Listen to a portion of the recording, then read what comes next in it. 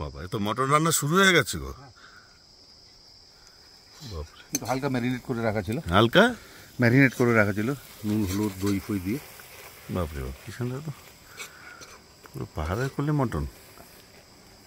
মানে এটা কি দুয়ারে মটন নাকি? এটা প্লেটে মটন।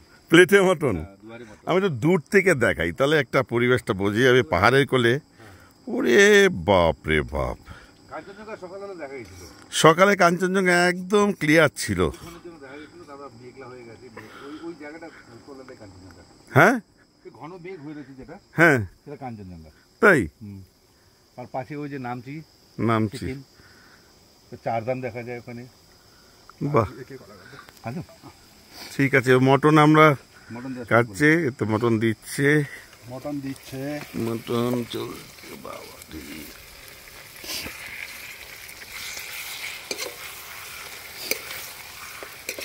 এ কতক্ষণ হবে? একদম কচি, একদম সব ঘরোয়া মশলা দিয়ে, মানে নিজেদের না? হ্যাঁ, এটা আচ্ছা আচ্ছা, ঠিক আছে। খাবার জিনিস আর বেশি দেখিয়ে লাভ নেই, কারণ তোমরা নিজেরা রেগেও যাবে। ঠিক আছে, পরের বার তোমরা আসলে তোমাদের অবশ্যই কথা দিলাম খাওয়াবো, কথা দিলাম। হ্যাঁ, টাটা। আবার পরে ঝর্ণার ধারে কিছু ছবি দেখাবো।